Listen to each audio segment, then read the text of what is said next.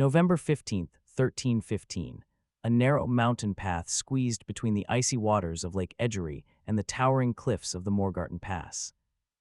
10,000 Habsburg soldiers march in a column stretching nearly a mile long, their armor gleaming under the pale autumn sun, their war horses snorting clouds of mist into the freezing air. These are Europe's finest knights, the military elite of the Holy Roman Empire, weighed down with 60 pounds of steel plate armor and absolute confidence. Above them, hidden in the rocks and forests, 1,500 Swiss peasants wait in complete silence. Farmers, shepherds. Men who work the land with their bare hands. They're armed with crude halberds, wooden clubs, and something the knights never expected: boulders. How does a ragtag militia of mountain farmers destroy the most powerful cavalry force in Europe and birth a nation that would remain independent for over 700 years? The year is 1291. The Central Alps are a patchwork of tiny valley communities squeezed between the jaws of European superpowers. To the west, the Kingdom of France is expanding. To the east and south, the House of Habsburg controls vast territories stretching from Austria to the borders of Switzerland. These mountains, these isolated valleys of Uri, Schwyz, and Unterwalden, are caught in the middle. The people here aren't nobles. They're free peasants, a rarity in medieval Europe where most farmers are serfs bound to the land and their lords. These Swiss communities have something precious: freedom, and they'll do anything to keep it. On August 1st, 1291, representatives from these three forest cantons meet in secret on a meadow called the Rutli, overlooking Lake Lucerne. They swear an oath, the Federal Charter of 1291, pledging to defend each other against all threats, foreign and domestic. This isn't a romantic gesture. This is survival. The Habsburgs have been tightening their grip, installing their own officials in Swiss territories, demanding taxes, imposing feudal obligations. The Swiss know what's coming. The noose is tightening around their necks. They can either submit to Habsburg rule and become peasants like everyone else in Europe, or they can resist. They choose resistance.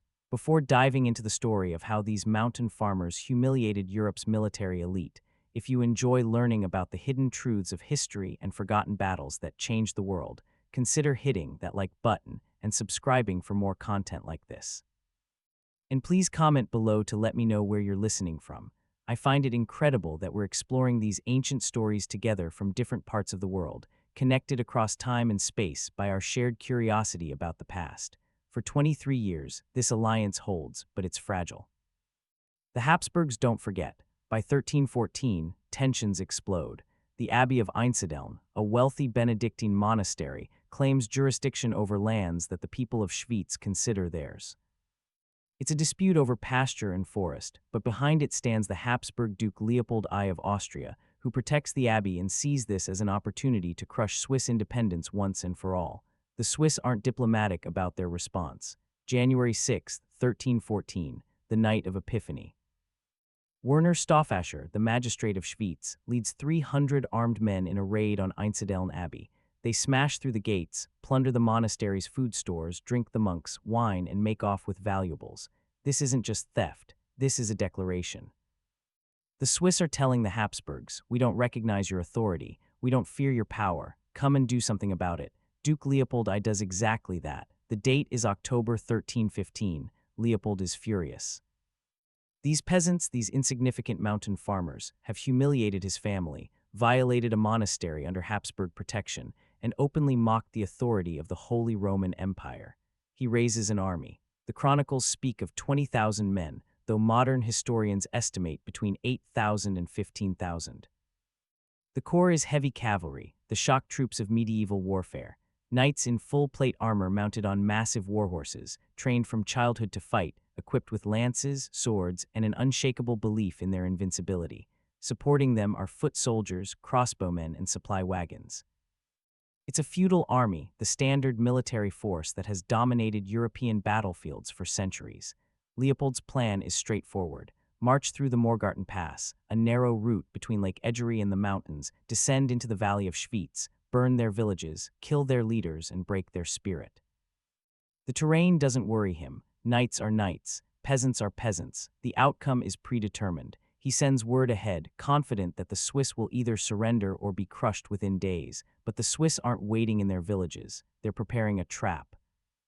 Werner Stauffacher, along with the leaders of Uri and Unterwalden, understands something fundamental about warfare that Leopold doesn't. The Swiss can't win a traditional battle. They have no cavalry. Their men wear leather jerkins, maybe some chainmail if they're lucky, but nothing compared to the steel fortresses that Habsburg knights ride into battle. In an open field, the Swiss would be slaughtered in minutes, so they won't fight in an open field. They'll fight where the terrain does half the work for them.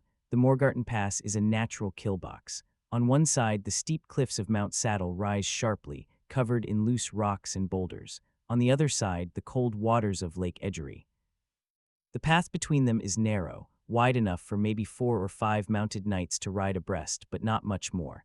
If you're marching an army through here, you're stretched thin, vulnerable, unable to maneuver. And if something goes wrong, there's nowhere to retreat. It's a death trap. The Swiss know this. They've lived in these mountains their entire lives. Every rock, every tree, every slope is familiar. November 15th, 1315. The morning mist hangs thick over Lake Egerie. Leopold's army begins its march through the pass. The knights ride at the front, confident, laughing, joking about how quickly they'll crush the Swiss rebellion.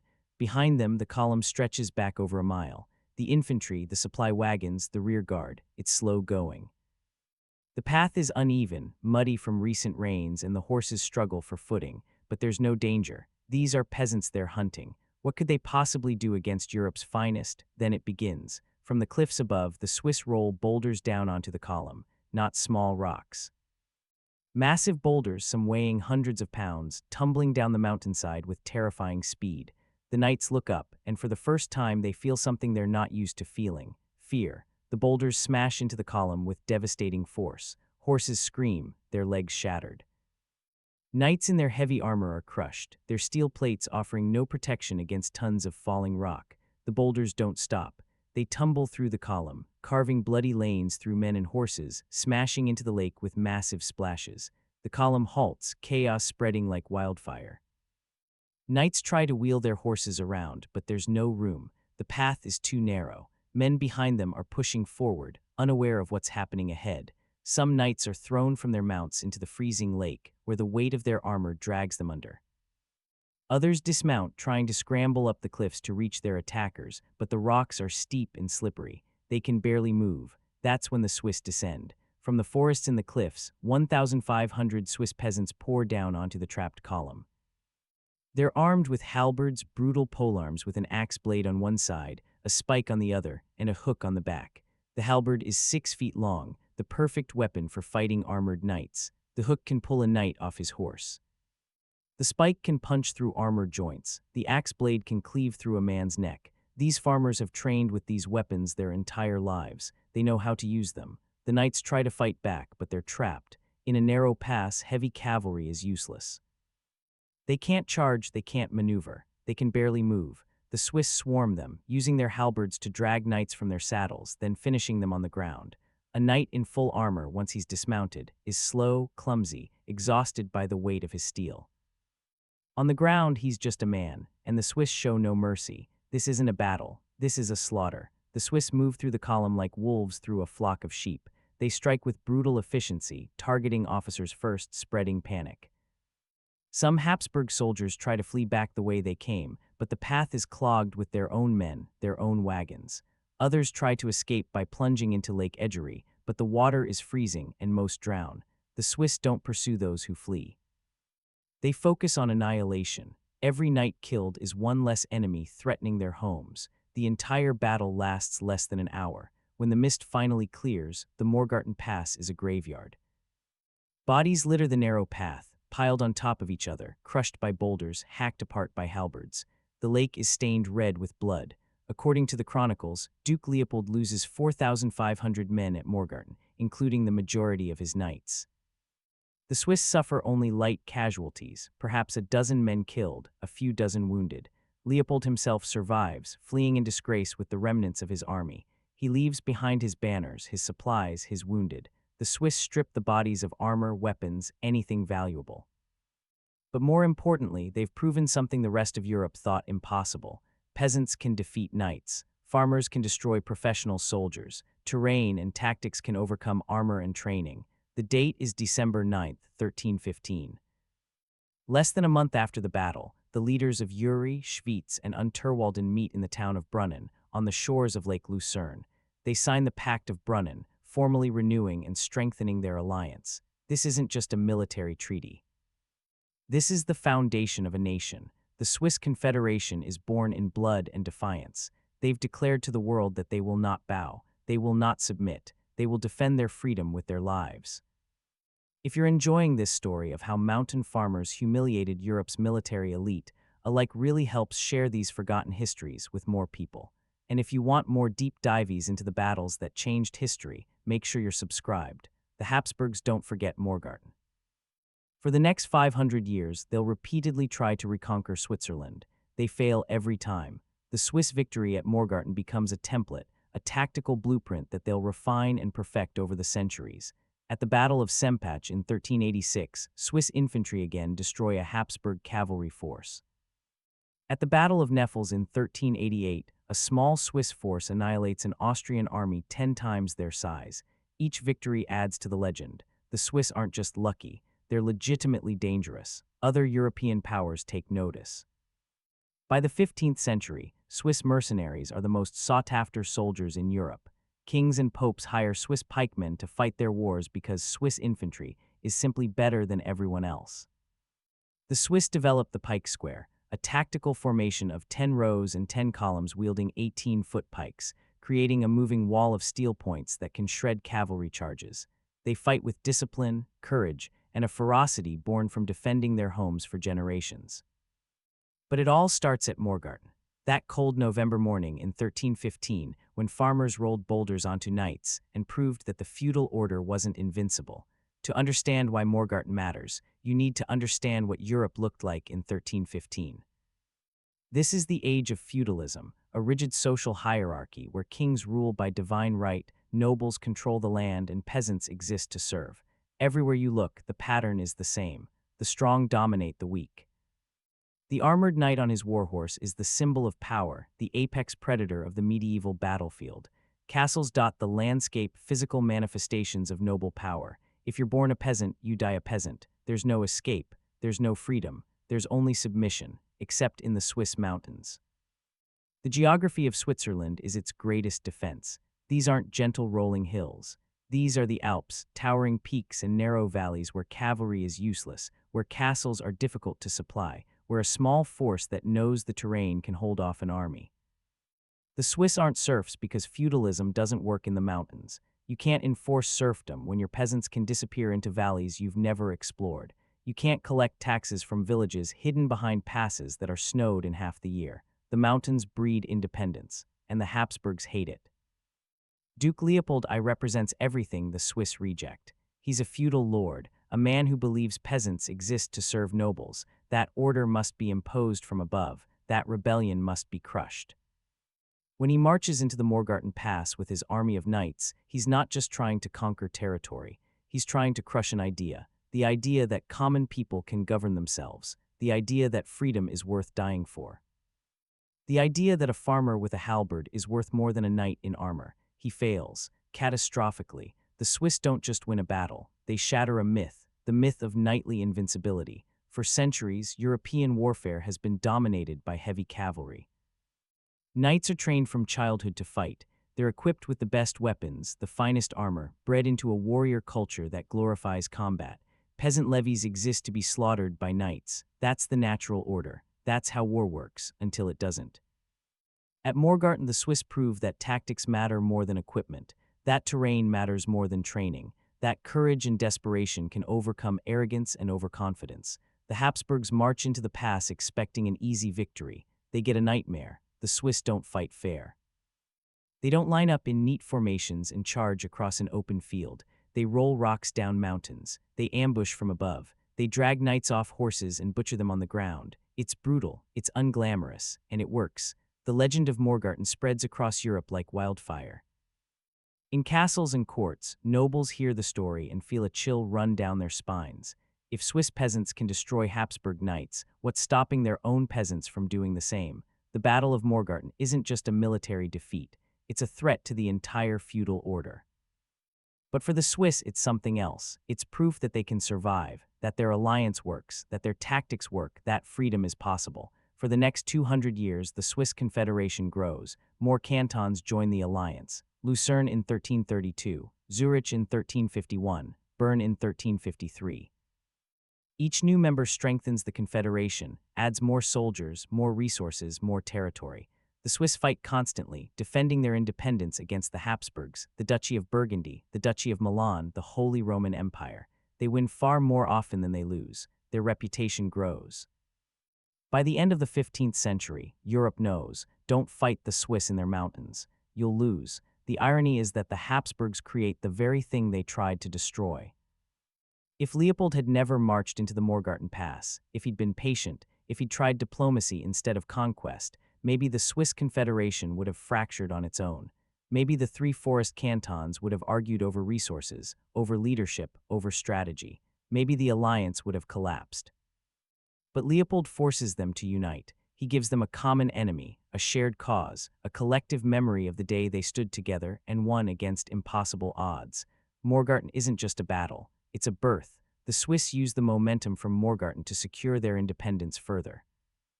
In the decades following the battle, they fortify their mountain passes, train their militias rigorously, and develop military innovations that terrify their enemies. The halberd becomes the signature Swiss weapon, so effective that armies across Europe begin copying it. Swiss pike squares become the standard infantry formation for the next 300 years. The tactics pioneered at Morgarten, using terrain and guerrilla ambushes, become core Swiss doctrine. By 1648, the Treaty of Westphalia officially recognizes Swiss independence from the Holy Roman Empire. By then, Switzerland has been effectively independent for over 300 years, but the formal recognition matters. The Swiss Confederation is no longer a rebellious upstart, it's a nation. And it all traces back to that cold November morning in 1315, when 1,000 farmers decided they'd rather die free than live as serfs. Today, if you visit the Morgarten Pass, you'll find a monument erected in 1908 on the southern shore of Lake Egerie. It's a simple stone memorial, but it carries immense weight. Every year on November 15th, the Swiss gather here to commemorate the battle, to remember the moment their ancestors chose defiance over submission. The monument stands on territory that belonged to Zug in 1315, a canton that sided with the Habsburgs. That makes it all the more powerful. The losers commemorate the winners because the lesson of Morgarten transcends sides. Freedom is worth fighting for. Courage can overcome overwhelming force. A small group of determined people can change history. The legacy of Morgarten echoes through Swiss history. In World War I and World War II, Switzerland remains neutral, but that neutrality is backed by a simple promise: invade us, and we'll make you pay dearly. The Swiss army is built on the Morgarten principle. Every Swiss male serves in the militia. They train in their mountains. They know their terrain. They're prepared to defend every valley, every pass, every town. The Swiss don't project power. They don't conquer neighbors. They simply make it clear that conquering Switzerland costs more than it's worth. That lesson was taught at Morgarten 700 years ago, and it still holds today. If you found this story of how Swiss peasants annihilated Europe's finest knights as intense as I did, please give this video a like. It really helps the algorithm share this hidden history with more people. And if you want to dive deeper into the dark, forgotten corners of the past, make sure you're subscribed. I have a question for you to answer in the comments. If you were Duke Leopold, knowing what you know now, how would you have dealt with the Swiss Confederation instead of marching into that pass? Could diplomacy have worked, or was war inevitable? I read every comment, and I'd love to hear your take. Next video, we're exploring another David versus Goliath story from medieval history, one that makes Morgarten look tame by comparison. You won't want to miss it. The Battle of Morgarten wasn't just a military victory, it was a statement. It was 1,500 farmers telling the most powerful empire in Europe, "We will not kneel." It was boulders rolling down mountains, crushing the myth of knightly invincibility. It was halberds piercing armor, proving that courage and tactics defeat arrogance and steel. It was the birth of a nation that would remain free for over 700 years, a beacon of independence in a world dominated by kings and emperors. On the shores of Lake Egerie, where the water still seems to carry the memory of that blood-soaked day, the Swiss proved something timeless. That freedom isn't given, it's taken, that the powerful can be defeated. That ordinary people, when pushed to the edge, when defending their homes and their families, are capable of extraordinary things. Duke Leopold marched into those mountains expecting to crush a rebellion. Instead, he created a legend, the legend of Morgarten, the legend of Switzerland. The legend that a handful of farmers with boulders and halberds can defeat an empire, and they did.